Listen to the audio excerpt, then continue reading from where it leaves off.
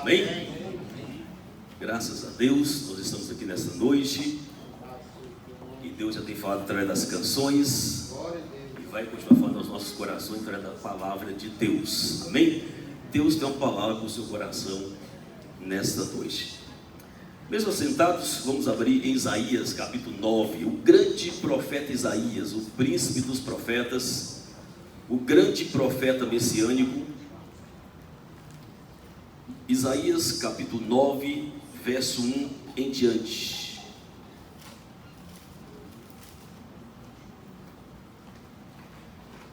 Profeta Isaías capítulo 9, verso 1 ao verso 7.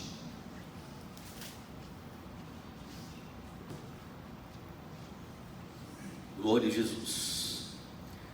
Assim diz: mas para a terra que estava aflita não vai continuar na escuridão.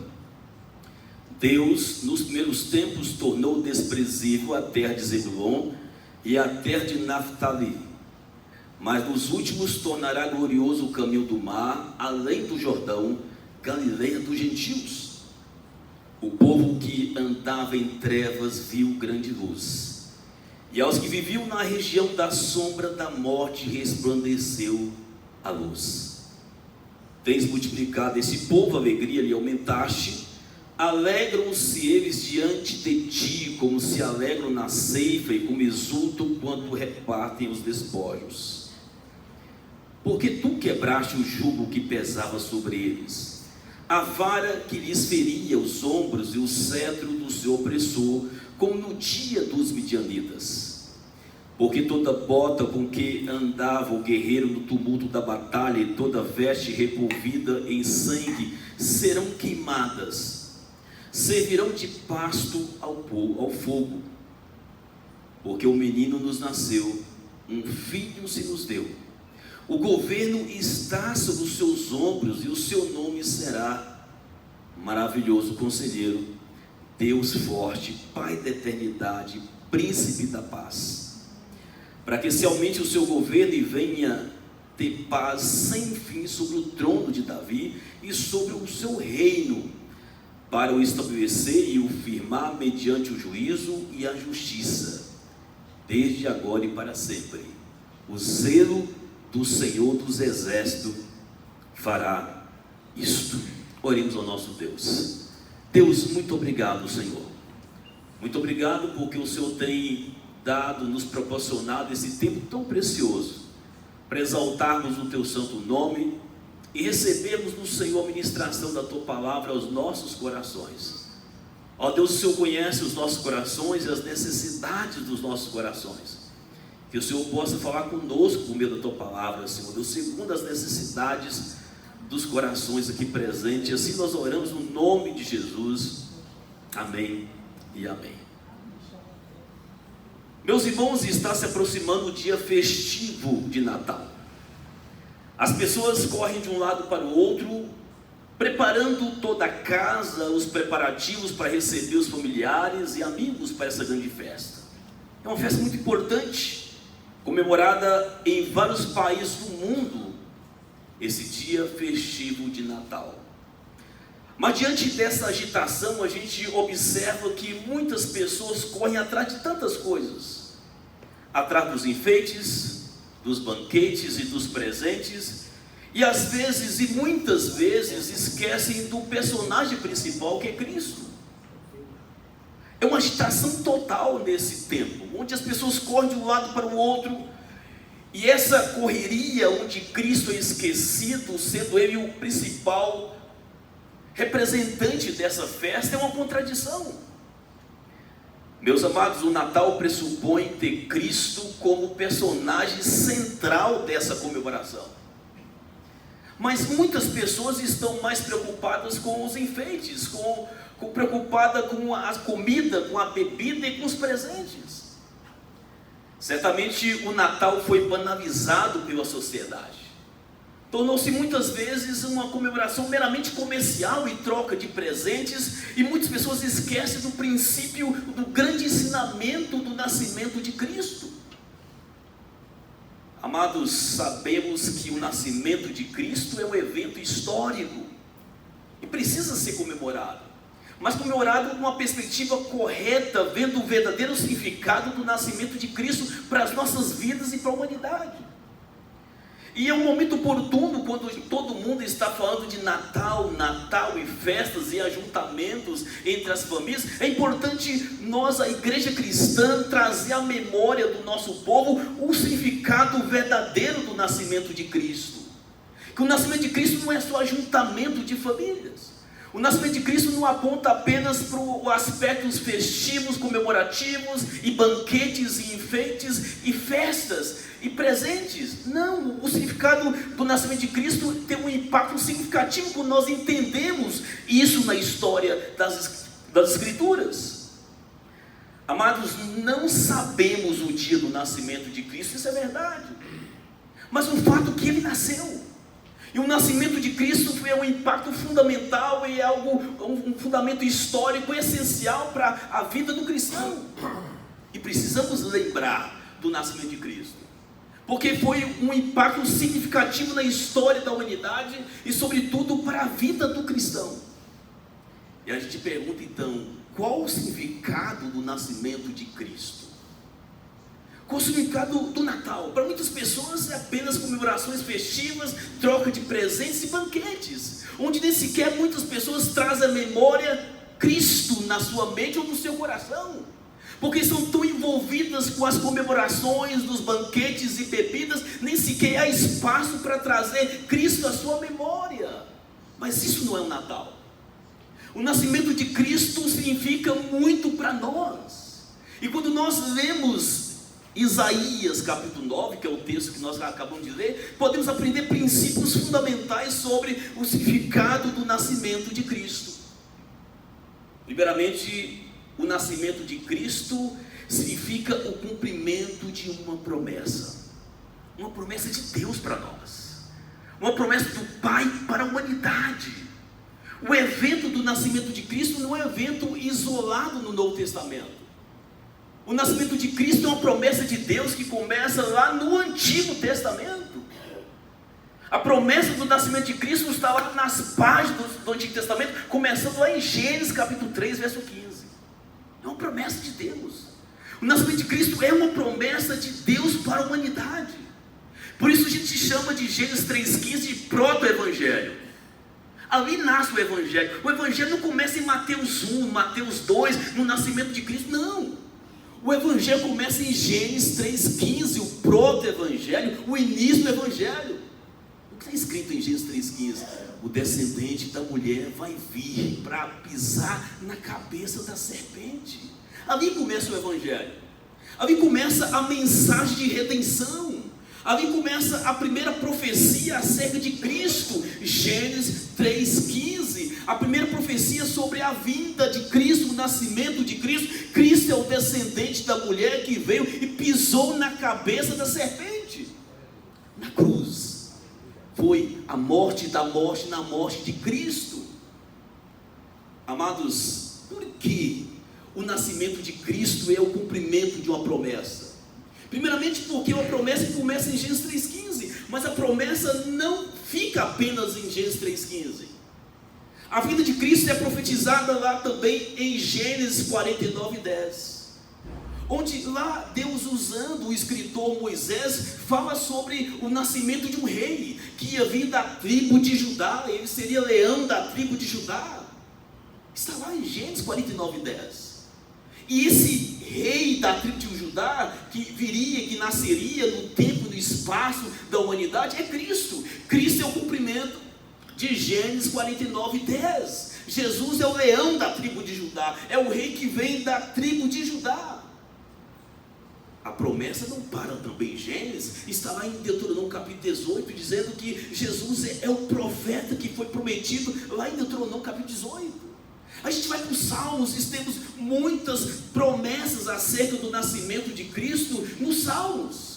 O Salmo 2, o Salmo 22, o Salmo 110, que são chamados de Salmos messiânicos, que apresentam a vinda de um Messias, Rei. E esses salmos vão falar sobre a vida de Cristo, o ministério de Cristo e a obra de Cristo na cruz. É Deus anunciando o tempo todo nas páginas do Antigo Testamento que vai nascer o menino Jesus. E que o menino Jesus nascendo é o cumprimento da promessa de Deus, que começa em Gênesis 3,15. Meus irmãos, lá em Isaías capítulo 7, verso 14 tem a mais bela promessa de Deus acerca do nascimento de Jesus. Isaías 7,14 diz que a virgem vai conceber e vai dar luz a um menino. Esse menino vai ser chamado de Emanuel, que significa o Deus conosco. Aí no livro de Mateus, nós temos Mateus, quando vê Jesus nascendo, Mateus então fala, referindo a Jesus, dizendo: ó, esse é o Emanuel, é o que foi prometido lá em Isaías capítulo 7,14. Jesus é o menino que nasceu de uma virgem, e o nome, a presença de Cristo é a presença do Deus conosco, é Emanuel. E no texto que nós acabamos de ler, em Isaías capítulo 9, fala sobre o nascimento e o reino do príncipe da paz, que é Jesus. Isaías é um grande profeta messiânico. Isaías está cheio de profecias messiânicas relacionadas com o nascimento de Cristo. E no capítulo 9 vai falar sobre isso, que um menino nos nasceu, um filho se nos deu. E seu nome será maravilhoso conselheiro, o príncipe da paz, pai da eternidade. Está falando de quê? De Cristo. Isaías capítulo 9 é uma profecia de uma promessa de Deus acerca de Cristo. Amados, e não para por aí, nós temos também Miqueias capítulo 5, verso 2. Deus não apenas usou os profetas para falar sobre que o menino iria nascer, que esse menino seria um rei da tribo de Judá, leão da tribo de Judá, mas Deus usando o profeta Miqueias, no capítulo 5, verso 2, nós temos uma profecia magnífica, em que Deus usa o profeta Miqueias para dizer o seguinte: tu, Belém Efrata, uma cidade tão pequena, tão desprezível, de ti sairá aquele que vai reinar sobre todo o mundo, mas as origens desse rei são origens eternas. Miqueias está falando de quem, meus irmãos? Jesus. Quem nasceu em Belém? Jesus. Deus usa Miqueias para dizer qual cidade o menino Jesus iria nascer. Belém, uma cidade da Judéia tão desprezível, uma cidade tão insignificante, mas é ali que Deus escolheu para nascer o menino Jesus, profetizado por Miqueias. Deus usando o profeta para dizer que o menino Jesus iria nascer, que Cristo iria vir ao mundo. Tu, Belém Efrata, tão pequena, mas de ti sairá o Senhor que vai reinar sobre todo o mundo, e Ele tem suas origens eternas. Jesus nasceu no tempo e no espaço do nosso calendário, mas as origens de Cristo são eternas, diz Miqueias, porque Jesus é eterno, Jesus é Deus.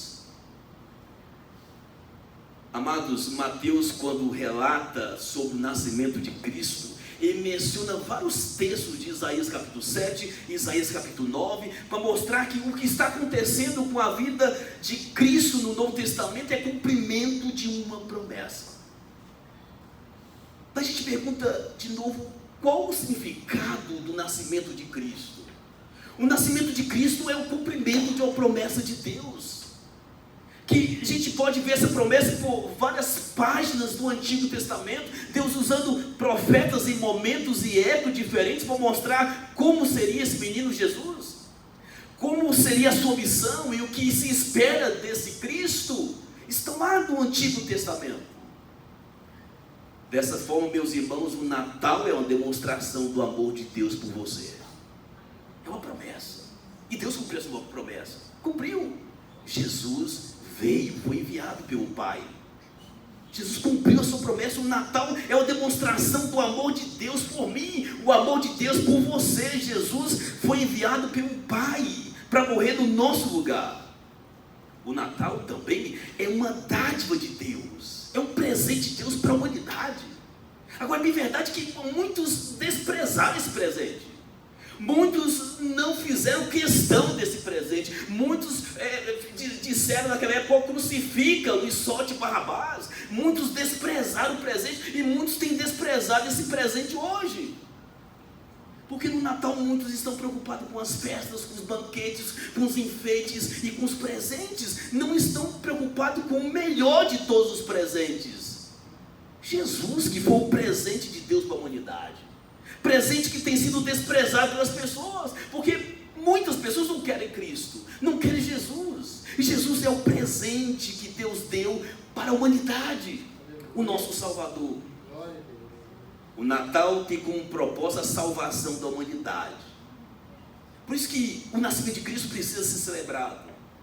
Celebramos o Natal, mas da forma correta. Nós celebramos o Natal não como o mundo celebra. Nós celebramos o Natal vendo o significado real da vinda de Cristo ao mundo.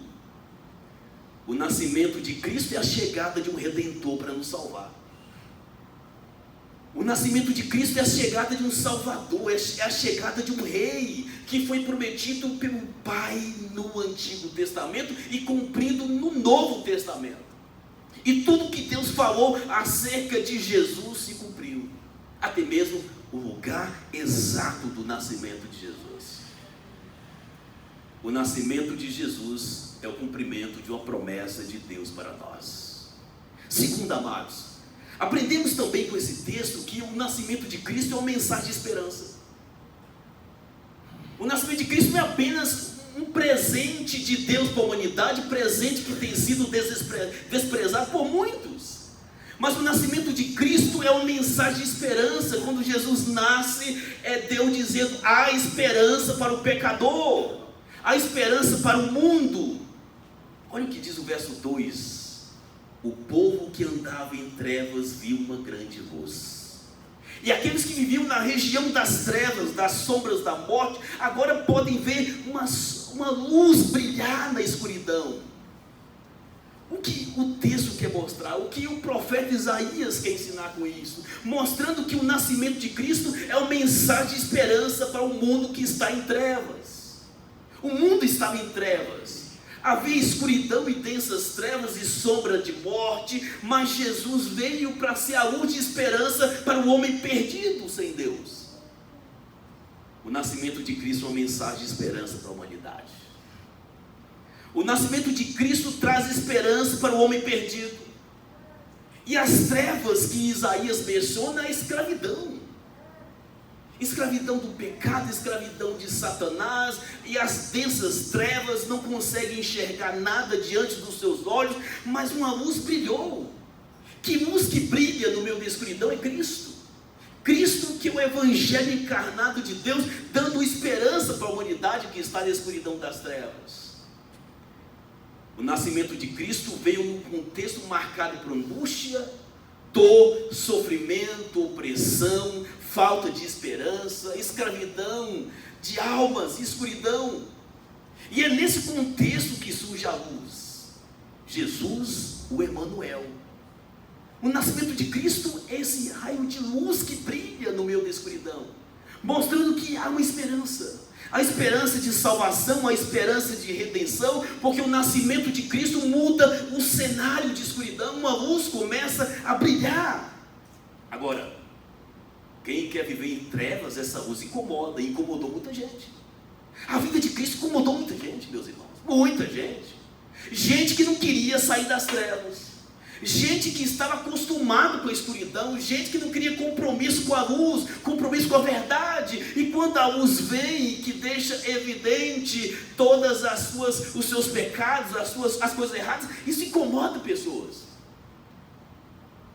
Agora, aquelas pessoas que desejam ser libertas da escuridão, das trevas, vão celebrar a chegada da luz. Como a vinda de Cristo incomodou muita gente. Por isso mataram Jesus também. Jesus incomodou muita gente, incomodou os sacerdotes, os escribas, os fariseus. Incomodou também Herodes, que perseguiu Jesus, querendo matar o menino Jesus. Incomodou. A vida de Cristo foi incômodo para muita gente. Daí a gente percebe, amados, que como as pessoas reagem à vida de Cristo. Nós podemos perceber que a vida de Cristo no Novo Testamento foi recebida de 3 formas diferentes. As pessoas reagiram à vinda de Cristo, o nascimento de Cristo, de 3 formas distintas. Um grupo reagiu com desprezo e ódio, porque Jesus incomodava. E esse grupo que recebeu a vinda de Cristo de forma com muito incômodo, Herodes é o representante desse grupo, junto com seus súditos. A vinda de Cristo, o nascimento de Cristo trouxe um incômodo terrível para Herodes, porque Jesus é o descendente legítimo de Davi. Herodes nem judeu de sangue era. Herodes não era judeu de nascimento, apenas judeu por religião. Herodes não tinha sangue de Abraão, de Isaac, de Jacó e de Davi. E quando Jesus, que é um rei legítimo, nasce, Herodes ficou com medo, porque o seu trono corria risco. Mas Herodes não entendia que o reino de Cristo é muito maior do que o reino da Palestina. E Jesus disse: meu reino não é deste mundo. O meu reino é muito maior do que o Oriente Médio, é o meu reino sobre o mundo inteiro. Mas Herodes ficou com medo. E ficou com tanto medo, e ficou tão incomodado com a vinda de Cristo, que mandou matar. E centenas de crianças foram mortas por causa do orgulho e o medo e a raiva de Herodes do nascimento de um judeu legítimo, descendente de Davi. Mas nós temos outro grupo também que ficou incomodado com o nascimento de Cristo, que é o grupo dos escribas e fariseus, que enxergaram o nascimento de Cristo com total indiferença.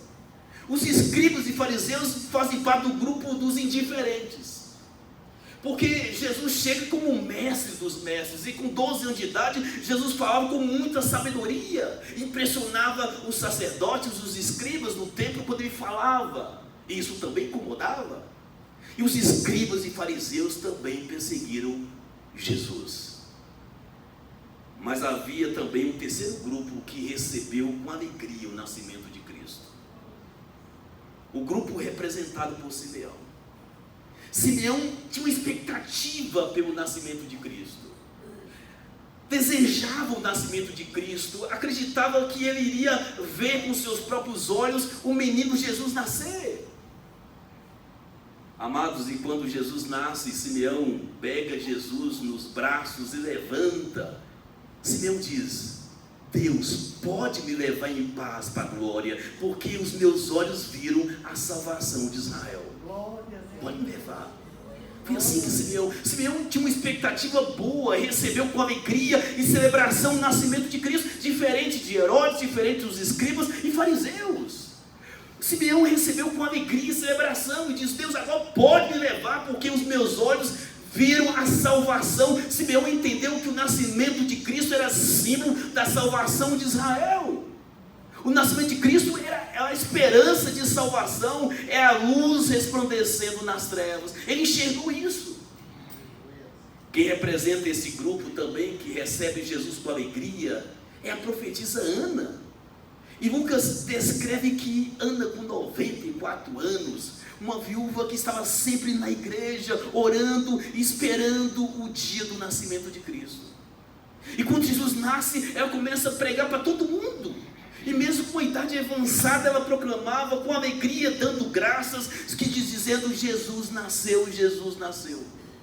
É o grupo que entendeu que o nascimento de Cristo é motivo de celebração, de alegria, diferente do grupo de Herodes, diferente do grupo dos escribas e fariseus. Amados, a gente faz a mesma pergunta hoje: como as pessoas têm recebido o nascimento de Cristo? De formas distintas também. Muitas pessoas com descaso. Outros não acreditam que Jesus de Nazaré é de fato o Messias, como muitos judeus não acreditam, desprezam o Messias. Outras pessoas tanto faz, tanto fez, e tocam a sua vida como se Deus não existisse e como se não precisasse de Jesus. Nós vimos muitas pessoas reagindo de formas diferentes ao nascimento de Cristo. Mas como Deus espera que você e eu possamos reagir? Como Simeão e como a profetisa Ana, que possa olhar para o nascimento de Cristo como uma luz de esperança para a humanidade, olhar para o nascimento de Cristo como sendo um cumprimento de uma promessa do Deus Pai para a humanidade, olhando para o nascimento de Cristo como um presente de Deus para nós. E esse presente não pode ser desprezado, não pode ser visto com desprezo, mas com celebração, como fez Simeão e Ana nos tempos de Jesus. Amados, a forma como muitos têm comemorado o Natal é como se fossem os escribas e fariseus, de forma indiferente. Outros como Herodes. Mas devemos celebrar o Natal como Ana e Simeão celebraram, com alegria e celebração. Jesus nasceu, e junto com o nascimento de Cristo nasce a esperança para o mundo, nasce a esperança para a humanidade. O nascimento de Jesus é o brilhar da esperança de uma nova vida para aqueles que creem, para aqueles que celebram corretamente a vinda de Cristo ao mundo. Celebração, alegria verdadeira. Gálatas capítulo 4, verso 4 e 5 diz: vindo, porém, a plenitude do tempo, Deus enviou o seu Filho, nascido de mulher, nascido sobre a lei, para resgatar os que estavam sob a lei, a fim de que recebesse a adoção de filhos. E esse tempo da plenitude chegou, meus irmãos. Jesus nasceu da forma como Deus disse que aconteceria, por meio de uma virgem, descendente de Davi, da tribo de Judá, filho de Abraão, nascendo em Belém da Judéia. Foi ali que Jesus nasceu, comprovando tudo aquilo que Deus havia usado os profetas Miqueias e o profeta Isaías. Amados, de fato não existe Papai Noel, e ele não entrega presentes na madrugada de 25 de dezembro, mas existe um Pai do céu. Existe um Pai do céu, um Pai do céu que te deu o maior de todos os presentes. E qual foi esse presente? Jesus, o Filho de Deus. É a dádiva de Deus para a humanidade, é a luz que brilhou na escuridão, é a esperança para um mundo sem esperança. Jesus que representa a nossa alegria, a nossa redenção, e por isso devemos guardar isso no nosso coração. Sempre quando nós estamos perto do tempo de Natal, precisamos resgatar a nossa memória esses princípios. O princípio que o nascimento de Cristo também é o triunfo da luz sobre as trevas. O nascimento de Cristo veio para triunfar sobre as trevas. Onde havia o mal, agora a luz veio dissipando todas as trevas. É isso que o nascimento de Cristo veio trazer também. O triunfo da luz sobre as trevas. Enfim, meus irmãos, que Jesus seja sempre lembrado por você, mas não apenas nas noites de Natal. Que todo dia você lembre de Cristo, lembre do nascimento dele, não apenas nas noites de Natal. Vamos colocar em pé, oremos ao nosso Deus. Coloque a mão sobre o seu coração, vamos orar agradecendo ao nosso Deus, né, por esse presente tão magnífico, tão maravilhoso que Deus nos deu. O presente é Jesus, o melhor de todos os presentes. Talvez você não ganhou nenhum presente ainda como eu espero que eu vou ganhar um também, né, no Natal. Mas lembre que você já ganhou o melhor de todos os presentes, Jesus, o maior presente. Amém? Deus, muito obrigado, Senhor. Muito obrigado porque o nascimento do teu Filho Jesus é uma mensagem de esperança para a humanidade. Ó Deus, que o nascimento de Cristo é a confirmação da promessa que Deus deu para nós, registrada nas Escrituras. E nós estamos gratos por isso, Pai. Ó Deus amado, nosso coração se alegra, celebra como Simeão e também Ana, porque os nossos olhos viram a salvação de Israel. Ó Deus, muito obrigado, Senhor Deus, por causa que o Senhor enviou esse presente, essa dádiva, chamado Jesus Cristo de Nazaré, para nos salvar, para nos redimir, para nos dar esperança, para nos tirar das trevas e para trazer para a maravilhosa luz. Ó Deus, agora nós pedimos que o Senhor possa nos dar graça, porque essa luz que é o Senhor esteja também em nós, para que a nossa vida venha refletir a glória e a luz do Evangelho de Cristo em cada canto dessa cidade. Ó Deus amado, Deus querido, que a cada dia possamos lembrar do Senhor, que é o autor e consumador da nossa fé. Assim nós oramos no nome de Jesus, amém e amém. Vamos aplaudir Jesus.